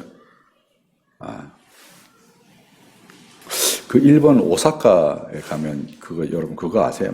이 유명한 이 그림 있잖아요. 이 벽에 붙어 있는 이렇게 하고 있는 그 스토리를 제가 어디서 유튜브 쇼츠에서인가 봤는데 그 마라톤 하다가 갑자기 사라졌대요, 이 사람이. 50 몇 년 만에 그 마라톤을 완주했다네요. 나타나서 그 올림픽에 출전해서 뭐 그렇게 된 거랍니다. 그거를 이제 그렇게 형상화한 거라고 했더라고요. 그 이제 그걸 인정해 준 거잖아요. 50 몇 년 만에 나타나서 완주해라. 마라톤 하다가 뭐 무슨 게 생겼는지 창피했는지 뭐 어쨌는지 하여튼 중간에 사라진 거예요, 이 사람이. 안 나타나고. 근데 이제 그걸 인정해서 이제 그렇게 해서 이제 그게 이제 그 오사카의 상징물이 된 거예요. 마치 하나님이 그와 같으시다는 거죠. 하나님이. 우리가 이 하나님의 약속에 신실하시면 우리가 믿음을 갖고 그분을 바라보고 그분이 상 주시는 이심을 바라보면 50년이 지나도 60년이 지나도 우리에게 그와 같은 일을 허락하시고 그분이 또 그 거역한 일을 참으시고 우리에게 이런 은혜를 베푸신다는 거죠. 4절에 보니까 너희가 죄와 싸우되 피 흘리기까지는 대항하지 않고 우리가 죄와 싸우는데 적당한 선에서 타협하는 거예요. 그죠? 여호수아서나 사사기 같은 데서 우리가 보죠. 그런 게 우리 안에 있어요. 그죠? 아들을 권하는 것 같이 너희를 권면하시는 말씀을 잊었다. 아들아, 주의 징계하심을 경히 여기지 말며 그의 꾸지람을 받을 때 낙심하지 말라. 꾸지람 받을 때 낙심하지 말라. 주께서 사랑하는 자를 징계하시나니 그가 받아들이시는 아들마다 채찍질하심이라. 여기 징계하다는 단어가 징계하니까 우리가 막 이렇게 좀 뭐라고 해야 되나 이렇게 위축되는 이런 느낌이잖아요. 근데 이 징계라는 단어가 여러분 그 어린이 선교회 중에 그 파이디온이라는 선교회가 있잖아요. 파이디온이라는 말이 어린이라는 말이거든요. 근데 이 징계가 파이디아예요. 파이디아. 어린이에 대한 훈육 뭐 이런 거예요. 어린이에 대한 훈육 뭐 이런 것을 뜻합니다. 그래서 7절에 보니까 너희 참음은 징계를 받기 위함이라. 우리가 참는 거 인내하는 것은 우리가 소망이 있기 때문에 징계를 받기 위해서 그와 같이 참는다는 거죠. 하나님이 아들과 같이 너희를 대우하신, 아들과 같이 대우하시니까 징계한다는 거예요. 그런 거죠. 우리가 길 가다가 어떤 중학생이 막 골목에서 담배 피고 있어요. 그럼 우리가 걔들 뭐 담배 피지 말라고 훈계합니까? 안 하죠. 왜 안 해요? 이게 잘못하다가 뭐 이렇게 우리가 맞는 수가 생기잖아요. 그죠? 잘못하다가 우리가 막 맞는 수가 생겨요. 그죠? 그러니까 뭐 나하고 상관없는 애니까 뭐 뭘 하든지 말든지 뭐 안 하죠. 그죠? 근데 거기 이제 우리 애가 그러고 있다. 그럼 여러분 그냥 가만히 막 제가 저렇게 하나 보다 하고 가만히 있으시겠어요? 가만히 안 있으실 거 아니에요. 훈계하시잖아요. 왜요? 아버지니까, 어머니니까, 부모니까. 그죠? 그러니까 징계하시는 것에는 다 그런 게 있다는 거예요. 징계는 다 받는 것이 이거를 너희에게 없으면 사생자요, 친아들이 아니다. 예. 너무 평탄해도 사실은 그 신앙이 그 문제가 좀 있는 거예요. 너무 평탄해도. 우리가 평탄할 수 없는 존재잖아요. 그 인생이 다 우여곡절이 있어요. 그죠? 인생이 다 우여곡절이 있습니다. 그럴 때 낙심하지 마세요. 낙심하지. 여기도 이제 낙심하지 말라고 했잖아요. 다 징계받는 것이다. 그리고 우리가 소망이 있기 때문에 인내를 이제 여기서 배우는 것이다. 11절 보겠습니다. 11절. 무릇 징계는 당시에 즐거워 보이지 않고 슬퍼 보이나 후에 그로 말미암아 연단을 받는 자에게는 의와 평강의 열매를 맺느니라. 이제 연단을 받으면 의와 평강의 열매를 맺는다 이 말이에요. 그러므로 피곤하고 연약한 무릎을 일으켜 세우고 너희 발을 위하여 곧은 길을 만들고 저는 다리로 하여금 어그러지지 않고 고침을 받게 해라. 징계를 통해서 우리가 고침을 받는 거예요. 모든 사람과 더불어 화평함과 거룩함을 따르라. 이것이 없이는 아무도 주를 보지 못할 것이다. 15절에 하나님의 은혜에 이르지 못하는 자가 없도록 하고 쓴뿌리가 나서 괴롭게 하여서 많은 사람이 이로 말미암아 더럽게 되지 않도록 해라. 이게 쓴뿌리라는 말이 무슨 말이냐면요. 신명기 29장 18절에 나오는 내용이에요. 이게 뭐냐면 이제 하나님 저주 28장 29장에 뭐 저주에 관한 내용들을 얘기하잖아요. 그런데 그건 나하고 상관이 없다 하는 거죠. 하나님 징계하시는데 징계 뭐 이런 건 나하고 상관이 없다 이렇게 생각하는 거예요. 그리고 나는 이제 복만 받을 것이다. 이게 뭐라고 얘기한 거냐면 이제 쓴뿌리라고 얘기한 거예요. 그거를 보여주는 예시가 16절의 내용이에요. 음행하는 자, 곧 한 그릇의 음식을 위하여 장자의 명분을 판 에서와 같은 망령된 자, 이런 게 바로 쓴뿌리라는 거죠. 너희가 아는 바와 같이 그가 후에 축복을 이어받으려고 눈물을 흘리면서 구하되 버린 바 되어서 회개할 기회를 얻지 못했다. 쓴뿌리가 나면 회개할 기회를 얻지 못하는 거예요. 다 자기가 다 잘 될 줄 알고 자기한테 좋게 해석하고 징계 같은 건 자기하고 상관없다라고 하니까 회개할 기회가 없어지는 거예요. 회개하도록 징계를 하시는 건데 그게 이제 자기하고 상관없다고 하니까 이제 그런 일이 벌어지는 것이죠. 18절에 너희가 만질 수 있고 불이 붙는 산, 침침함과 흑암과 폭풍과 나팔 소리와 말하는 소리가 있는 곳에 이런 것이 아니라 이제 모세가 이런 걸 말하는 거예요. 이 부분은 이제 시내산에서 율법을 받을 때 이제 하늘에서 이제 이렇게 소리가 나는데 그게 이런 것이 아니라 그 소리를 듣는 자는 더 말씀하지 않기를 구했어요. 무서워서 우리한테 말하지 마세요. 모세를 통해서 우리에게 말씀하시면 우리가 듣겠습니다. 이랬잖아요. 우리가 출애굽기에 보면. 근데 이제 이렇게 한 이유가 뭐냐면 짐승이라도 그 산에 들어가면 돌로 침을 당하리라 하신 명령을 그들이 견디지 못해서 모세를 통해서 우리가 듣겠습니다. 이게 한 거예요. 이는 보이는 바가 이렇게 무섭기로 모세도 이르기를 내가 심히 두렵고 떨린다 하였는데, 근데 너희가 이런 곳은 이거하고 비교가 안 된다는 거예요. 너희가 이런 곳은 시온산과 살아계신 하나님의 도성인 하늘의 예루살렘과, 하늘의 예루살렘에 지금 이 사람들이 이르렀어요? 어떻게 이르는 거예요? 믿음으로 이르는 거예요, 여러분. 그리스도께서 대제사장으로서 중보의 직을 행함으로 여러분이 그 휘장을 넘어서 성소에 들어갈 담력을 얻어서 그리스도의 피로 말미암아서 하늘의 도성 예루살렘에 이르는 거예요. 그게 믿음 생활이에요. 그게 예배 생활이에요. 그래서 예루살렘과 천만 천사와 하늘에 기록된 장자들의 모임과 교회와 만민의 심판자이신 하나님과 및 온전하게 된 의인들의 영과 새 언약의 중보자이신 예수와 및 아벨의 피보다 더 나은 것을 말하는 뿌린 피가 있는 그곳에 너희가 이르렀다. 그러므로 25절에 너희는 삼가 말씀하신 일을 거역하지 말라. 땅에서 경고하신 일을 거역한 이들을 그들이 피하지 못하였거든. 하물며 하늘로부터 경고하신 일을 배반하는 우리일까 보냐. 땅에서 이렇게 막 침침한 구름과 흑암과 우레 소리가 나는 것에 거역한 백성들이 그 땅에서 막 땅에 삼킴을 당하고 불뱀에 물려 죽고 이런 일을 겪었는데, 우리가 이런 곳은 막 이 지상에 임한 이런 하나님의 강림이 아니라 하늘에 이르렀다 이 말이에요. 하늘에 우리가 이른 곳이 그곳이라는 거예요. 근데 그 경고를 우리가 배반하면 우리가 그걸 어떻게 감당하겠느냐. 그때는 그 소리가 땅을 진동하였거니와 이제는 약속하여 이르시되 내가 또 한 번 땅만 아니라 하늘도 진동하리라. 그때 땅을 진동하셨는데 이제는 땅만 아니라 종말에 그리스도께서 하늘도 진동하시리라. 이제 한 번이 아니라 한 번이라 하시면 진동하지 아니하는 것을 영존하게 하기 위하여 진동하는 것들 곧 만드신 것들이 변동될 것, 새하늘과 새 땅이 나타날 것을 얘기하는 거예요. 28절에 그러므로 우리가 흔들지 않는 나라를 받았은즉 은혜를 받자. 은혜 받으셔야 됩니다. 이로 말미암아 경건함과 두려움으로 하나님을 기쁘게 섬길지다. 하나님은 소멸하는 불이시다. 소멸하는 불이라는 말은 심판하시는 분이시다 이 말이에요. 진동하지 않는 나라, 흔들리지 않는 나라를 우리가 상속하게 된 것이죠. 그러니까 당연히 은혜 받아야 돼. 은혜를 받아서 그분께 순종하는 것이죠.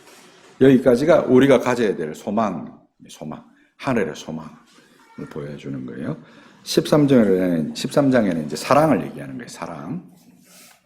형제 사랑하기를 계속하고 손님 대접하기를 잊지 말고 이로써 부지 중에 천사들을 대접한 경우들이 있다. 우리 구약성경에 보면 나오잖아요. 그죠?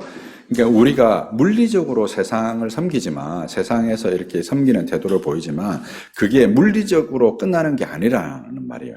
이게 이 세계가 중첩되어 있는 거예요. 보이는 세계와 보이지 않는 세계가 중첩되어 있는 거예요.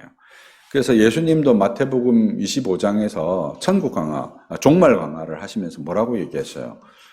네 소자 한 사람에게 이렇게 먹을 물 주고 마실 것 주고 먹을 것 주고 입을 것 준 것에 대해서 그 양들에게 내가 언제 그런 거 했습니까?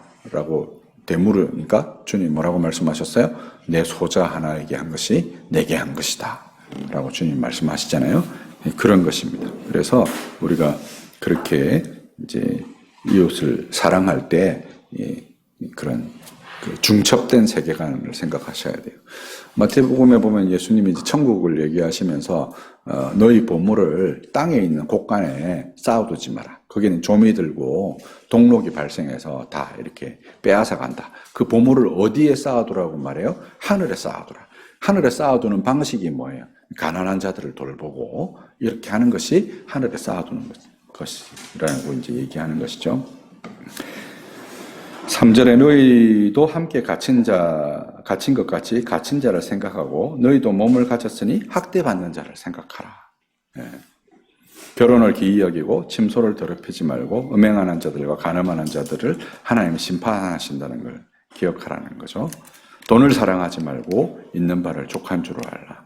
내가 결코 너희를 버리지 않고 내가 결코 너희를 떠나지 아니하리라. 이 약속의 말씀은 왜 할까요? 우리가 돈을 사랑하는 이유가 뭐겠어요? 먹고 사는 것 때문에 돈을 사랑하잖아요. 그죠? 근데 하나님이 우리를 결코 버리시지 않는다는 거예요. 우리를 결코 떠나시지 않는다는 거예요. 돈 때문에 우리가 망하는 일이 없다는 거죠. 예수님도 이 말씀 하셨어요. 뭐라고 말씀하셨어요? 들에 핀 백합화를 보라. 하늘을 나는 참새를 보라. 길쌈도 안 하고 수고도 안 하는데 너희 천부께서 먹이신다. 먹이고 입히신다. 하물며 너희일까 보냐. 그런 거 걱정하지 마라. 하나님 결코 너희 버리시지 않고 하나님 너희 결코 떠나시지 않는다. 그러니까 돈으로 살 거라고 생각하지 말고 하나님으로 더불어 살 거라고 생각하라. 이 말이에요. 돈을 사랑하지 말라는 말. 근데 이제 우리가 자본주의 사회에서 살면서 참 돈 없이 살기가 어렵잖아요. 그런 말을 어제도 목사님하고 잠깐 제가 그 얘기를 했는데 하나님 나라 혈관에는 의가 흐르는데 세상 나라 혈관에는 돈이 흐른다 그러죠. 돈 없이 우리가 살기 어렵잖아요. 그죠? 자꾸 돈에 매여요, 사람이. 근데 돈에 매이지 말라는 거예요. 돈은 우리가 뭐 쓸 수 있고 있으면 우리가 이제 충성스럽게 그것을 섬겨야 돼요. 사실은 불의한 재물이라 그랬거든요. 누가복음 같은 데서는 돈을 불의한 재물이라 그랬어요. 그러면서 이제 문화 비유 같은 거는 이제 당연히 돈과 관련된 비유예요. 그래서 너희 것이 아닌 것에 대해서 충성하지 않는 사람에게 너희 것을 하나님이 주시겠느냐 이렇게. 너희 것이 아닌 게 뭐냐면 돈이거든요. 그 이제 누가복음에 보면 이제 불의한 청지기 비유 나오잖아요. 그 주인이 이제 청지기가 일을 잘못하니까 네가 네 하던 일을 이제 그만해라, 셈해라. 그러니까 아이고 내가 빌어먹자니 힘이 없고 부끄럽고 노동을 하자니 힘이 없구나. 그러면서 자기한테 오는 사람들을 다 불러다가 빚진 사람들을 불러다가 어떻게 기름 100말 빚졌다 하니까 50으로 줄여주고 밀 뭐 100석 졌다 하니까 80으로 줄여주고 하잖아요. 우리 그 비유를 읽으면 되게 이상하죠. 아니 주인의 재산을 이렇게 막 축냈는데 착하고 충성된 종이라고 막 칭찬하잖아요. 이게 뭐지? 이렇게 생각이 들잖아요. 그게 우리가 어떤 세계관에 딱 지금 노예가 되어 있는 거냐면 돈의 세계관에 노예가 되어 있어요. 그 말이 이해가 안 되는 거예요. 그 말에서 핵심은 뭐냐면 돈이 우리 게 아니라는 거예요. 하나님 우리한테 맡겨놓은 거라는 거예요.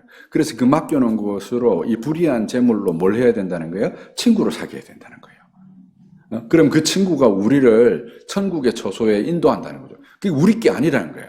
하나님이 우리에게 돈을 맡겨주셨을 때 이걸 어떻게 해야 된다는 거예요? 우리 주변에 있는 연약한 자들을 위해서 청지기로서 이렇게 저렇게 이제 흘러가도록 해서 그들이 평균케 하는 원리가 이루어지는 거예요. 원래 교회 안에서 집사의 직분이 이 평균케 하는 원리를 이루는 거예요.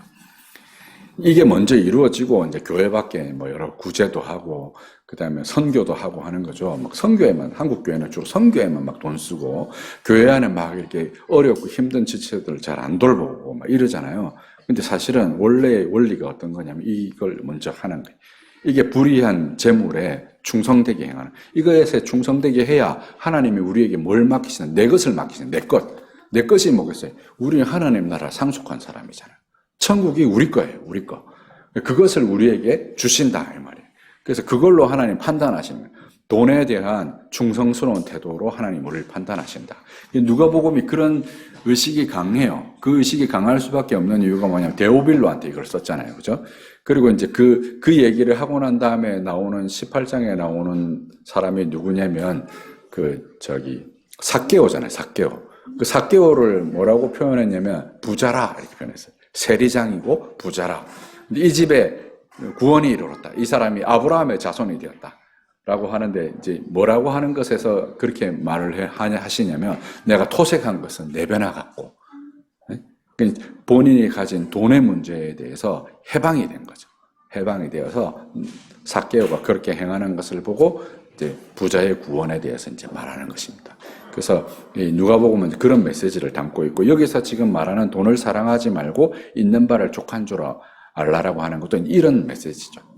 그러니까 있는 것을 족한 줄 알고 우리가 그걸 성실하게 섬기고 우리가 먹고 마시고 쓰고 하는 것 외에 뭐 이렇게 충성스럽게 재물을 잘 다루는 것 그럴 때 하나님이 우리에게 우리의 것을 맡기신다는 거죠. 그러니까 하나님은 우리를 결코 버리지 않고 하나님은 우리를 결코 떠나지 않으시는 분이세요. 제가 사실은 요즘 되게 경제적인 어려움을 겪거든요. 어떤 어려움을 겪냐면 막 이렇게 제가 빚을 100만 원을 갚았어요. 어떻게 하다가 돈을 모아가지고 100만 원을 갚았어.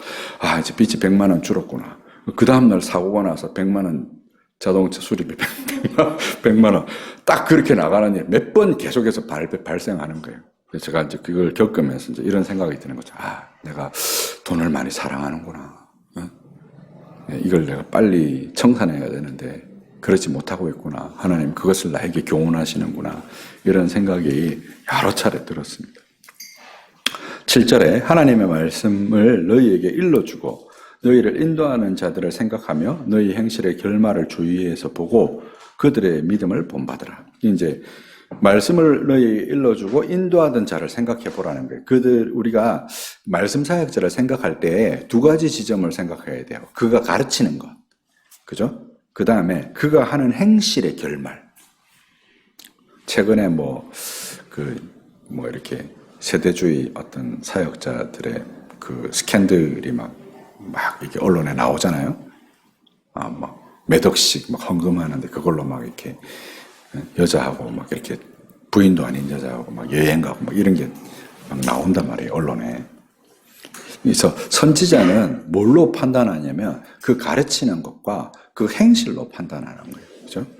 그걸 보고 그들의 믿음을 본받으라는 거죠. 예수 그리스도는 어제나 오늘이나 영원토록 동일하시다. 그리스도를 따르는 사람은 그리스도가 이러하신 것처럼 동일해야 되는 거죠. 그가 가르치는 것과 그가 행하는 것에 동일함이 있어야 되는 것입니다.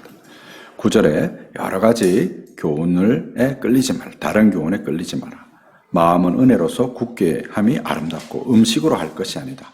음식으로 말미암아 행하는 자는 유익을 얻지 못한다. 은혜로 마음을 굳게 하는 것이 맞지 음식으로 할 것이 아니다. 근데 이제 교회에서 이제 수련회 하다 보면 수련회가 은혜로울 때가 언제가 은혜로울 때냐면 음식이 좋을 때 은혜. 여러분 여름에 수련회 보면 그렇잖아요. 음식이 좋으면 막 은혜로운데 음식이 막 별로면 막 은혜가 막 달아나요. 근데 오늘 본문에서 뭐라고 말씀하시냐면 마음은 은혜로서 굳게 하는 것이 맞다. 은혜로서 굳게 하는 것이 맞다. 그렇죠? 10절에 우리에게 제단이 있는데 장막을 섬기는 자들은 그 제단에서 먹을 권한이 없다. 이는 죄를 위한 짐승의 피는 대제사장이 가지고서 성소에 들어가고 육체는 영문 밖에서 불사름이라. 제사에서 그렇다 이 말이에요. 그러므로 예수도 자기의 피로서 거룩한 백성을 거룩하게 하려고 성문 밖에서 영문 밖에서 권한을 받으셨다. 그런즉 우리도 치역을 짊어지고 영문 밖으로 나아가자.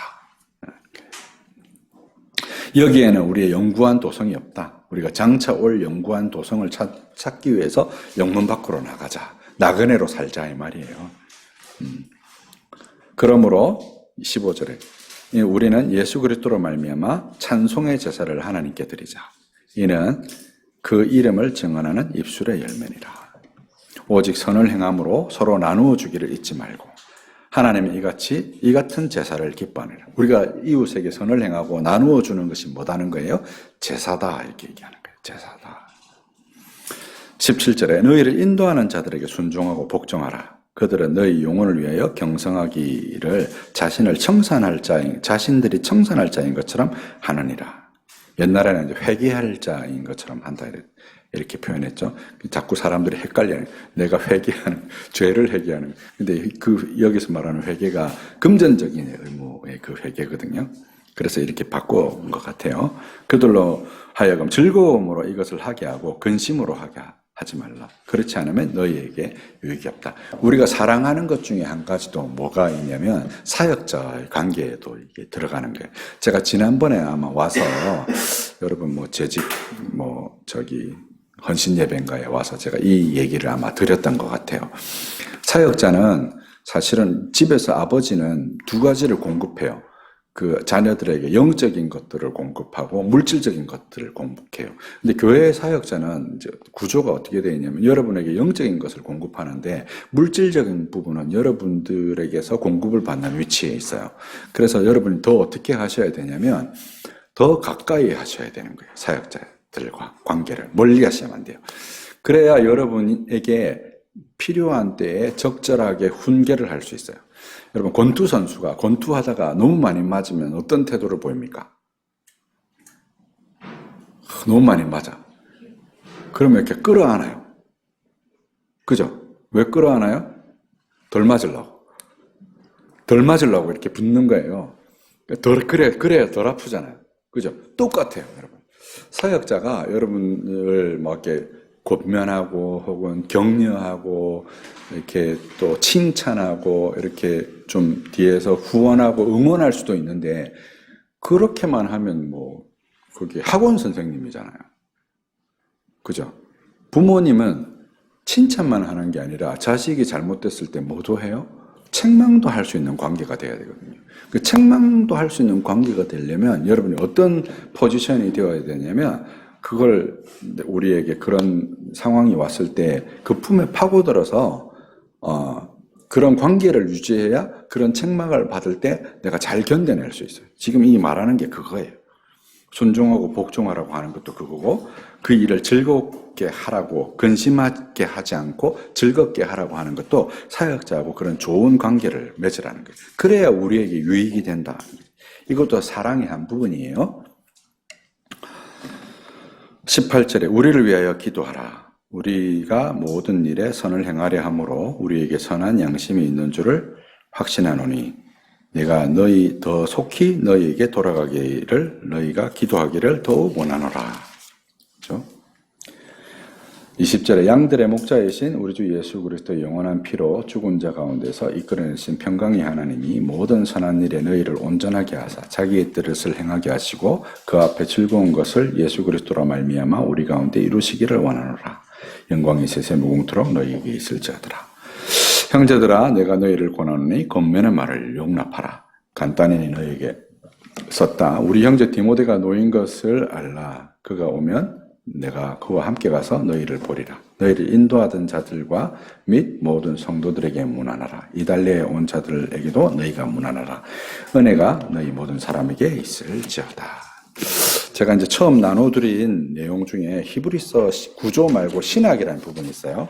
우리가 다 봤는데 히브리서의 신학이 어떤 부분인지 사실은 이 히브리서의 신학이라는 말은 이제 믿는 도리, 지금 히브리서에서 강조한 믿는 도리의 사도이시며 대제사장이신 그리스도를 굳게 붙들어라 라고 말할 때 그 믿는 도리를 얘기하는 거예요.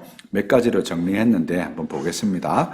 이걸로 딱 히브리서 내용을 정리하면 좋고, 그리고 성경 전체의 메시지도 사실은 이걸로 거의 정리가 된다고 보셔도 무방합니다. 첫 번째, 율법으로 우리는 죄를 깨닫습니다. 두 번째, 여기서 피해야 될 함정은 바리새인의 외식입니다. 죄를 깨닫는데 죄가 막 우리를 비참하게 하고 우리를 막 이제 참혹하게 하고 우리가 막 열등감이나 막 이렇게 모욕감이나 수치심이나 이런 걸 막 느끼게 만들잖아요. 이거를 피하려고 뭘 하냐면 우리 스스로를 회칠한 무덤을 만들어요. 율법을 지키는 채 하는 거죠. 그걸 우리가 피해야 한다는 거예요. 그러려면 율법을 우리 행위뿐만 아니라 마음과 동기에도 적용되게 해야 된다. 산상수훈은 이런 사실을 잘 보여주고 있는 거죠. 그죠? 우리가 오늘 살폈던 히브리서에서도 이런 것을 보여주고 있죠. 그죠? 언약이 처음에는 돌비에다가 새겼는데 하나님이 그걸로 이스라엘 백성이 실패하니까 거기에서 하나님이 우리의 마음에 우리의 생각에 율법이 새겨지게 하셨다는 게 그런 거예요. 흔히 이런 것을 준비라고 하고 은혜의 증표다 하는 거예요. 우리가 하나님 앞에 나올 때 우리가 준비되게 하는 거예요. 이 준비 교리는 어거스틴이 후기 펠라기우스와의 논쟁에서 형성한 교리로 흔히 선행은총이라고도 하고 불가항력적 은혜라고도 하는 겁니다. 이제 펠라기우스는 이제 뭘 주장한 사람이냐면요. 우리가 행함으로 구원받거나 불순종함으로 멸망받거나 이렇게 얘기한 거예요. 이 사람이 이제 우리의 자유의지를 막 강조한 거죠. 근데 이제 어거스틴이 볼 때 우리가 그럴 만한 자유가 있느냐? 우리의 본성은 기울어진 운동장이다.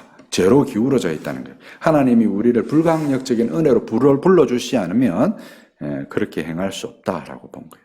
이 죄로 비참한 자신을 각성하면 성전으로 나오는데 여기서 성전은 그리스도 자신을 가리키는 것입니다. 여기서도 함정 혹은 유혹이 있는데 이 비참을 그리스도가 아닌 다른 방식, 곧 유사 그리스도로 해결하려고 하는 유혹입니다. 유사 그리스도라는 건 이런 거죠. 이제 율법이 없는 것처럼. 그래서 그리스도가 다 해결하신 것처럼, 우리가 해방된 것처럼, 그게 그리스도라고 이제 주장하는 거죠. 그리스도는 이제 모든 율법을 완성하시는 분이라고 했는데 그 완성이라는 걸 그렇게 받아들이는 것입니다. 즉 그리스도가 율법을 모두 지우거나 해결했다고 함으로 성급하게 비참에서 벗어나려는 시도나 가르침을 받아들이는 것입니다.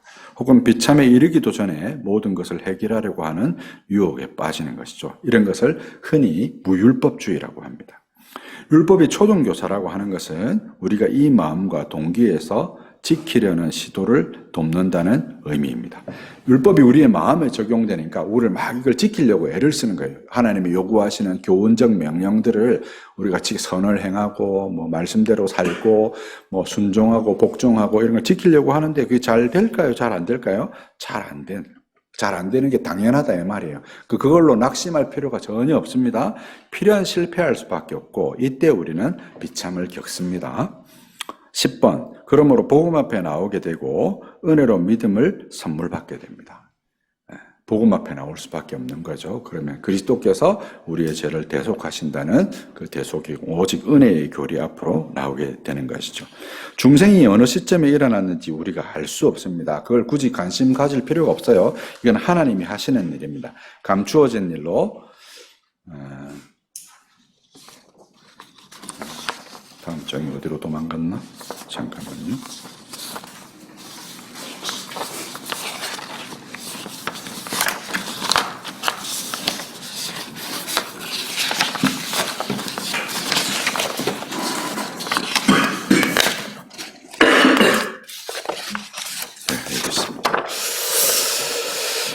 하나님께 속한 것입니다. 그렇게 믿는 믿음을 가지면 공적 예배에 나와 은혜의 수단, 곧 말씀과 성례와 기도를 통해서 은혜를 구할 수 있게 되고 약속대로 받을 수 있게 되는 것입니다. 칭의는 전가되는 것입니다. 이제 저 클라우드의 동기화를 말씀드렸죠. 원본은 하늘에 있는 거예요. 원본은 하늘에 있고 우리는 사실은 그럴만하지 않은데 그 왕의 옷을 입고 있는 거예요. 마치 뭐하고 비슷하냐면 왕자와 거지하고 비슷한 거예요. 왕자와 거지. 거지가 왕자하고 똑같이 생겼잖아요. 그죠? 그래서 이제 왕자가 자유롭게 살려고 막 세상에 나가고 거지가 왕자의 옷을 입고 거기에 앉아 있는 거예요. 그러니까 옥새를 어떻게 사용해야 되는지 모르니까 그걸로 호두 까먹는데 뭐 사용하고 있는 그런 우리의 상태인 거죠. 근데 우리의 신분이 그 옷이 그 신분을 결정함으로 우리가 보기에 하나님 앞에 이제 의롭게 된 존재로 하나님 앞에 그렇게 보이는 것을 설명한 것입니다. 주입된 은혜는 우리 안에 초자연적인 덕을 형성하는데 하나님의 영광에 이르는 탁월함을 일컫는 말로 믿음, 소망, 사랑을 가리키는 거예요. 우리가 11장, 12장, 13장에 이제 이런 내용을 설명하고 있는 것입니다. 우리는 이 은혜를 불러온 덕의 열매로 율법에 순종하게 되는 거예요. 은혜가 계속 주어지게 되면 우리가 이제 먹는 것을 자꾸 먹으면 몸에 힘이 생기잖아요.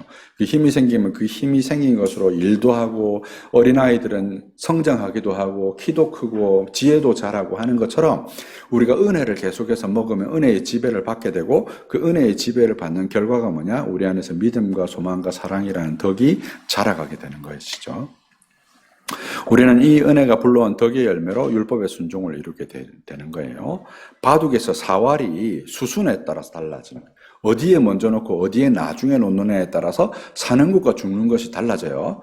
똑같다는 거예요. 기독교 신앙도 어디에 먼저 놓고 어디에 나중에 놓느냐에 따라서 신앙도 수순에 따라서 생사결이 달라지는 거예요. 그래서 행위를 하고 그 행위의 열매로, 순종의 열매로 하나님이 구원을 주신다라고 이러면 이게 죽음에 이르는 길이에요. 바울이 이거를 뭐라고 얘기했어요? 천사라도 저주를 받는다. 갈라디아에서 얘기했죠. 그죠? 이제 바울이 복음을 전하고 믿음으로 성령을 받았는데 거기 와서 근데 그걸로 안 된다. 뭐 받아야 된다 그랬어요? 할례 받아야 된다. 그 할례를 받는 것의 이유가 뭐겠어요? 율법의 모든 것을 행할 의무가 있는 거거든요. 그것에 대해서 바울이 막 극대노를 합니다. 극대노. 하는 이유가 뭐겠어요?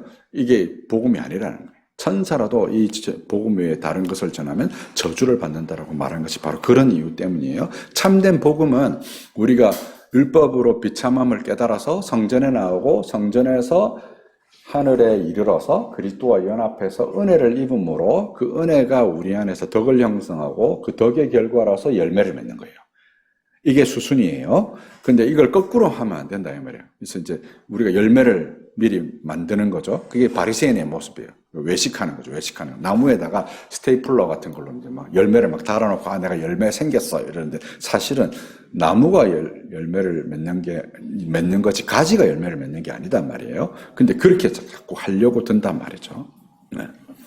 그래서 진정한 17번에 즉 율법의 순종함을 조건으로 의를 얻으려는 바리새인처럼 되거나 율법의 요구를 그리스도가 다 이루었다고 주장함으로 죄인됨의 각성을 무디게 만들고 자기 기만에 빠질 수 있는 것입니다. 이거 조심하셔야 되는 거예요. 진정한 그리스도교 신앙은 십자가를 통과해서 얻는 그리스도와 연합입니다. 그래서 우리가 성경 해석할 때 사중 해석, 중세 해석을 사중 해석이라고 그래요. 쿼드리가라고 하는데 흔히 중세 해석으로 오해되지만 토마스 구디인이라는 목사님이나 칼뱅 등에 의해서도 지지되는 해석인데 첫째는 문자적이고 역사적인 해석의 기초를 두고 문자적이고 역사적인 의미에 기본적으로 기초를 두고 우리가 믿어야 될 것. 그 다음에 우리가 행해야 될 것, 사랑해야 될 것을 말하는 거죠. 우리가 소망해야 될 것을 찾아 적용하려는 개혁자들의 시도는 중세 사중 해석의 특징을 상당 부분 반영하고 있는 거예요. 그래서 우리가 성경을 읽을 때 우리가 뭐에 초점을 맞춰야 되냐? 문자적이고 역사적인 의미로부터 뭘 추론하는 거예요? 우리가 믿어야 되는 것. 그리고 우리가 실제로 사랑으로 행해야 되는 것.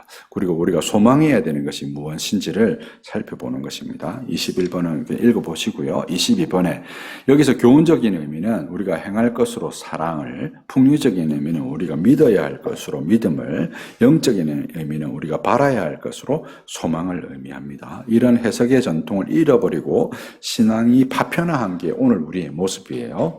히브리서가 우리에게 주는 교훈은 이렇게 파편화되었던 것을 다시 체계로 잡는 것이죠. 우리가 세례받을 때 사도신경과 주기도문과 십계명을 외우는 이유가 뭐냐면 이게 기본적인 신앙의 도의 초보, 히브리서 말로 하면 도의 초보이고 이 세 가지는 믿음과 소망과 사랑이라는 덕이거든요.